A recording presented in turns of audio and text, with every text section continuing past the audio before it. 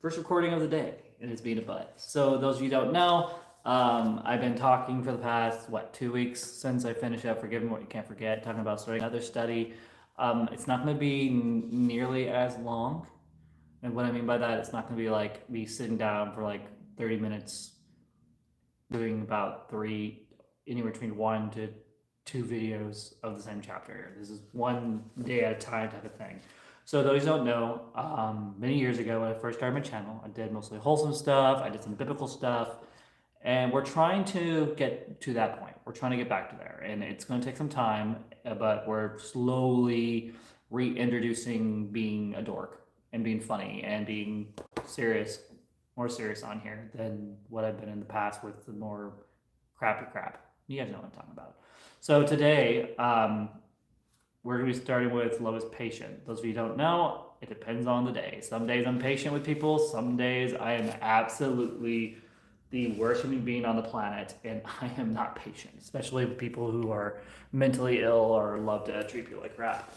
Those people have a very, very, very, very short fuse. And it's something I need to work on. You know, clearly I'm trying to work on it. If you actually watch my videos and actually all that, you'll see that there's a different attitude between now and many like videos before. There's a huge difference in attitude at this point. With that being said, for those of you who are new to my channel, I am me. What's in my pants is no one's business. But because people are going to wonder, because I'm at a point with my transitioning where people are having a hard time with telling me what I am and what I'm not. For those of you who respect trans people, I am Violet. I go by she, her. For those of you who don't respect trans people, I am Victor, he, him. I am someone that likes to at least try as best I can live at peace with all people, unless you're, a drama channel. In that case, for the moment, still, fuck that shit. But for those who don't know, I am a Christian. I'm not perfect. So some of you might be asking yourself, you're a Christian, you're living your life as a trans woman. How does that work? It's called free will. God gave us free will to choose him or not to choose him. He wants us to choose him because he wants a relationship with us. And I've chosen to have a relationship with him. How do we have a relationship with him? Despite the fact that I have altered my body's chemistry. By spending time in his word and doing stuff like this. This is my way of spending time with him. And if one day I die and God talks to me and he's like, I never knew you, go to hell. I'm going to be like, okay. I mean, I tried. At least I'll be able to say that. I'll be able to look at him in the face and say, I tried. Despite the fact that I have a lot of problems that you knew about and you allowed me to exist. So, yeah. I got a lot I need to work out with God, especially when it comes to my emotions. But that's neither here nor there. So let's jump into this. Day 1. Let's go. Day 1. Love is patient. Ephesians 4:2 says, be completely humble and gentle. Be patient, bearing with one another in love. Love works. It is life's most powerful motivator and has far greater depth and meaning than most people realize. It always does what is best for others and can empower us to face the greatest of problems. Yeah, I don't think love is why I'm suddenly empowered to do drama channels. I don't think it's love. Just gonna be honest. There's no love there. So whatever is empowering me is definitely not love. Trust me. Or patience. We are born with a lifelong thirst for love. Our hearts desperately need it, like our lungs need oxygen. Love changes our motivation for living. Relationships become meaningful with it. No marriage is successful without it. Love is built on 2 pillars that best define what it is. Those pillars are patience and kindness. All other characteristics of love are extensions of these 2 attributes. And that's where your dare will begin, with patience. Love will inspire you to become a patient person. When you choose to be patient, you respond in a positive way to a negative situation. You're slow to anger. You choose to have a long fuse instead of a quick temper.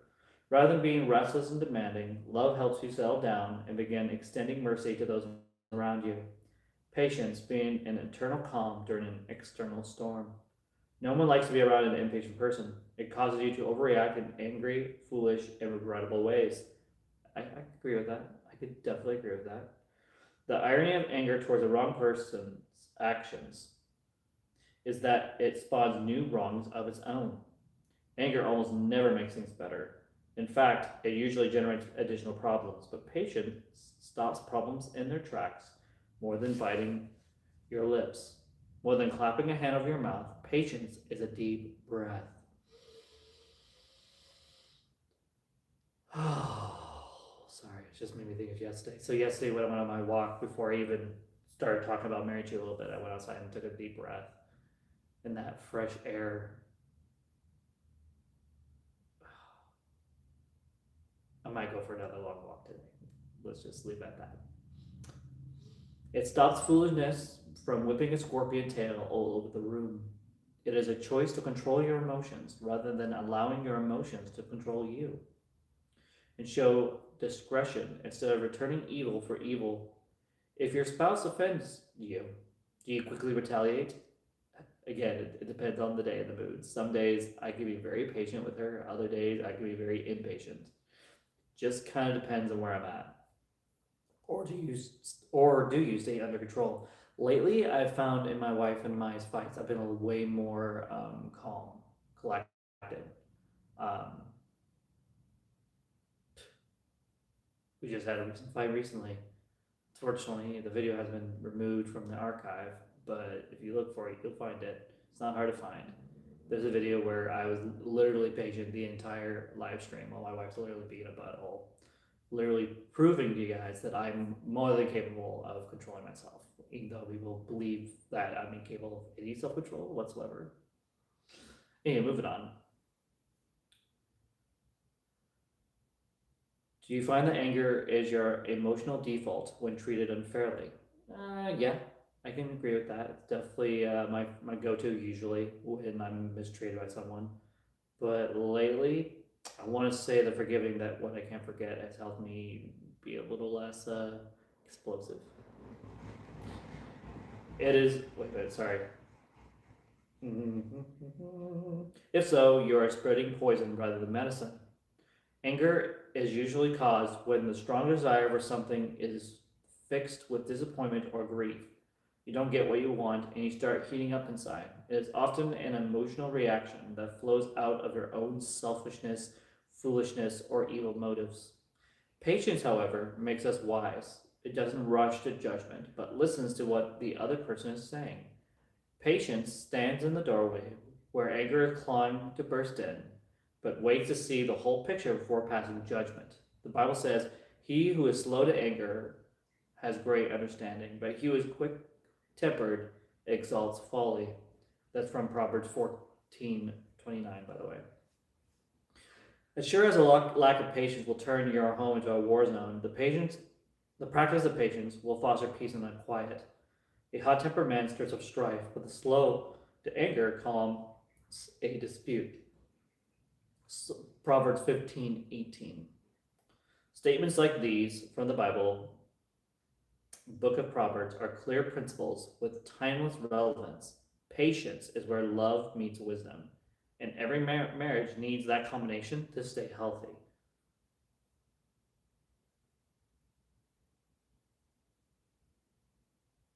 I may not be a very patient person toward my wife at times, and that's just painfully obvious. But long term, I'm a lot more patient. And I think that's why my relationship with my wife hasn't crumbled. You know, this is the first relationship where I am having a baby, I have a wife. We made it through our first year and a half of marriage, which, for those of you who don't know, was absolutely dog shit crazy. If you guys think us right now are toxic, you should have seen us a year and a half ago. It was so much worse. So much worse. And I praise God that it wasn't aired on the web, meaning me like vlogging every piece of it. Yeah, so I'm glad that I at least did something decent during that time, even though it was not a decent time in our life. We are to a point in our marriage where we're doing a lot better, but we are still healing from my behaviors, but also from Tanya's behaviors. And it's something that we're going to have to work on for a very long time. But you know what? There is no one else on this planet I would rather have a bad day with than with her. Because every time I've had a really, really bad day, and I need someone there for me, properly there for me, not just sitting beside me and listening or hear me rant through a Facebook message, but will hold me and tell me I'm not alone and that I'm okay. We're going to get through this. For those of you who don't know, during the Forgiving What I Can't Forget study, I finally broke down, properly had a breakdown, and I forgave a bunch of people for hurting me and abusing me and abandoning me and a lot more. And that forgiveness gave me an opportunity about half a week ago, I think, to have a decent conversation with someone on someone else's live stream. Briefly, very brief. But there was a decent conversation between me and this person. I think very strongly at this point that if I hadn't done the Forgiving What I Can't Forget studies, I would be right where I was a month and a half ago. And, it took time, of course, to read this study and put into practice. And I'm still having a hard time with it. I feel like people have an unrealistic view of how healing works. You don't just do a study and then suddenly you're perfect. It takes time. It takes a long time to take what I've learned from Forgiving What I Can't Forget and actually put it into practice. But you know what rings in my head most of all? Is that Jesus came, he died, and he forgave me. And that same forgiveness was passed on to these drama channels. I hold them accountable for their bad behavior. I definitely do that for sure. I definitely take advantage of the fact that they're absolute evil. But here's the thing I also do.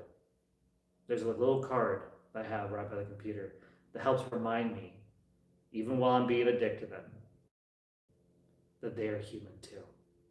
And that's all I have to say at that point regarding that situation.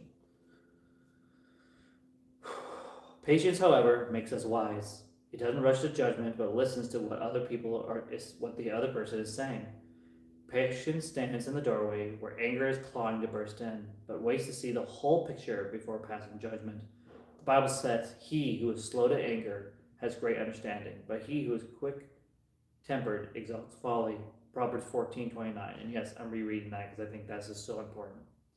As sure as a lack of patience will turn your home into a war zone, the practice of patience will foster peace and quiet. A hot-tempered man stirs up strife, and the slow to anger calms a dispute. Proverbs 15:18. Statements like these from the Bible, book of Proverbs, are clear principles with timeless relevance.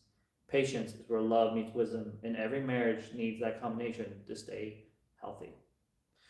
Patience helps you give your spouse permission to be human. It understands that everyone fails. Wow, it's like I just said that or something. When a mistake is made, it chooses to give them more time than they deserve to correct it. It gives you the ability to hold on during the tough times in your relationship rather than bailing under pressure. Sounds like someone else I know that bails under pressure when things get hard. But that's just how that person is. But can your spouse count on having a patient wife or husband to deal with? Can she know that locking her keys in the car will be met by your understanding rather than a demanding lecture that makes her feel like a child? Can he know that cheering during the last second of a football game won't invite a loud, mouthy laundry list of ways he should be spending his time? It turns out that few people are as hard to live with as an impatient person. Trust me.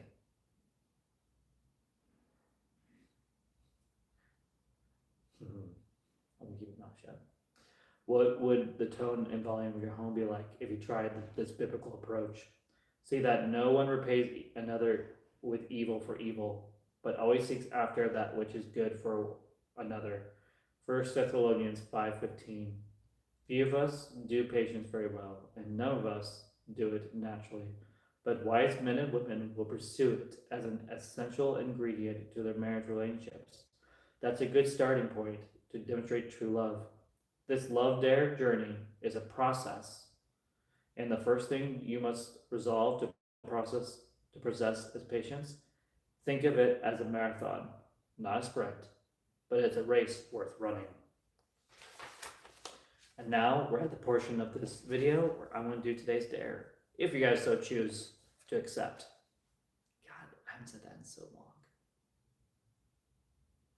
Anywho, the first part of this dare is fairly simple. This is so simple that even femioids or trough or even married Jew could practice this. Although love is communicating in a number of ways, our words often reflect the condition of our heart. For the next day, resolve to demonstrate patience and to say nothing negative to your spouse at all. If the temptation arises, choose not to say anything. It's better to hold your tongue than to say something you'll regret. Okay, maybe it's not a good thing for me. Anyway, moving on. And then what I would like you guys to do in the comments down below, after the video is over, after you've done this today, so at the end of the day, if you guys choose to participate, that's your guys' choice. The question to this dare is, did anything happen today to cause anger towards your mate? Were you tempted to think disappointing thoughts and to let them come out in your words? And here's something that's going to be supportive. James 1:19. Everyone must be quick to hear, slow to speak, and slow to anger. And that's it. And tomorrow, we'll start with the second pillar, which is love is kind. And so I'm going to try my best to practice what I preach. And I definitely try. I'm maybe not perfect, and I definitely fumble like a lot, even from someone like me. But I don't give up. Neither should you. If you are struggling with your marriage, or maybe you're struggling with being a decent human being, this book is not just for marriage. It can be applied. There's also a movie called Fireproof, where the Anderson brothers, I think it's called the Anderson Brothers, it's a Christian movie. So those of you who are not Christian, you might melt and sizzle and turn to ash if you watch it. So be careful. Sorry, that's me snarking. Ooh, that's going to take time to break. But anywho, they go over this book and give you a more movie perspective of what that looks like. And I have the movie, and in fact, I might watch it again. I haven't watched it in a while. Anywho, now since we're done with the study portion of this, let's go into any comments. What happens if someone else comes into the common room? They come in, I look at them, they look at me, and they either respect me and they leave the room, or they do whatever they want to do in here. And so it's a common area, so I don't control who comes in and who doesn't. So what if someone else needs to use the room? Well, I run into this problem myself. There's times where someone else will be in this room. There's no sign up or anything, so if someone's in here doing something and you want to do something, you either A, come back later, or B, piss off. Okay, turn to Christ. Too late, already did. But thank you for reminding me that I need to turn to Christ. Have you chatted with any of your neighbors about this? No, because I don't owe any of them an explanation. Just like I don't owe anyone else an explanation. Do you think you or Tanya is quicker to temper? If Tanya, if you're watching, you should totally come down here and answer that question, or at least say that your answer in the comments. I feel that out of the two of us, she's way more quicker than getting to her temper than I am. Like, yes, I have a temper, but like, it depends on the day. So there's some days where I'm extremely patient with her, and there's other days where I could say this, I'm just as bad as her. So there's just kind of depends on what's going on. There's no competition. There's no I'm holier than thou going on here. So that might not be a good way to look at our marriage if that's what you're trying to achieve here. Let's see. Jesus died and rose for everyone, so we now live for him instead of ourselves.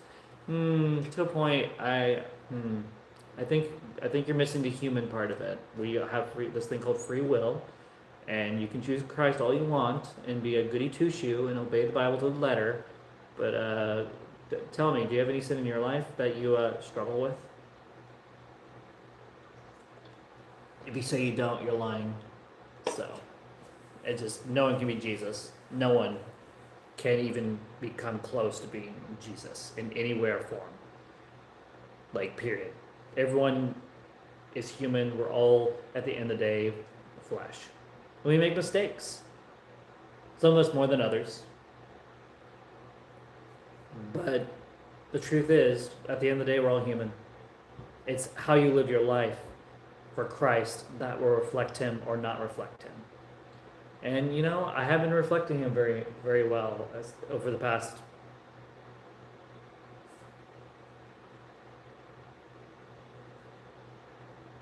7 months. I haven't, and I can admit that. But every good decision starts with making one small good decision. So I'm choosing to make one. This one today. Even if today I end up getting on the computer at some point and being an asshole to the drawing channels and continue my snarking escapade, at least today I can say I made one good decision.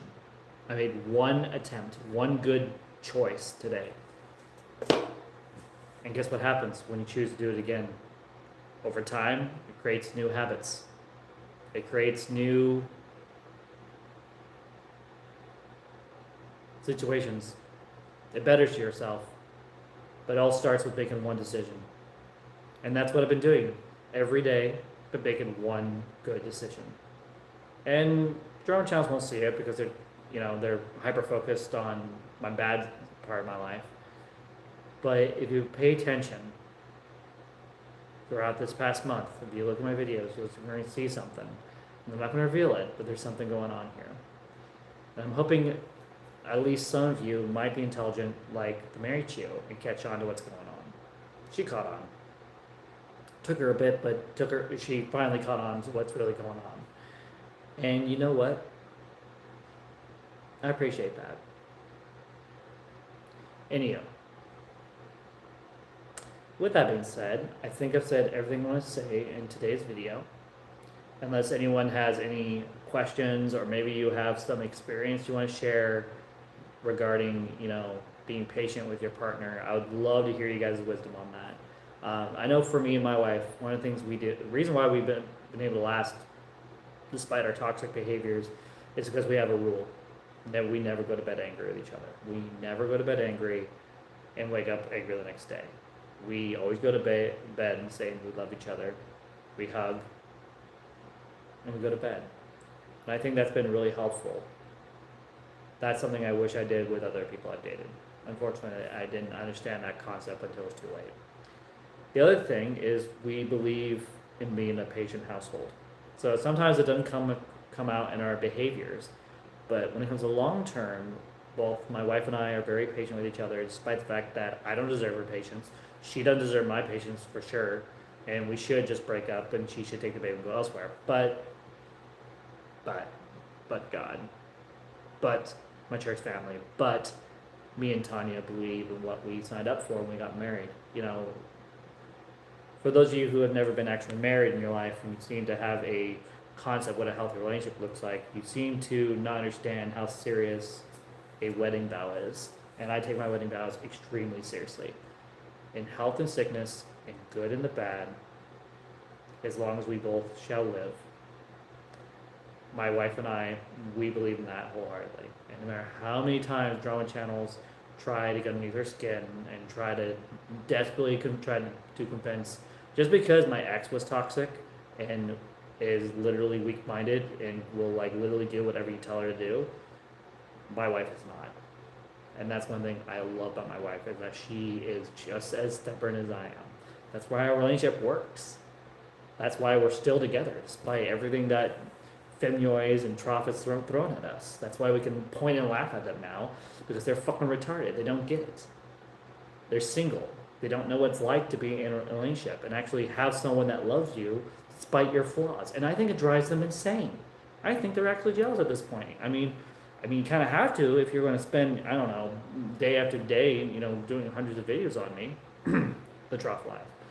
That's neither here nor there. I think I have made my point with those two. This is why I'm more focused on this morning than them for once. With that being said, I'm gonna get going. If you're new, like, share, and subscribe, and I'll see you guys in the next dare. So, see you guys.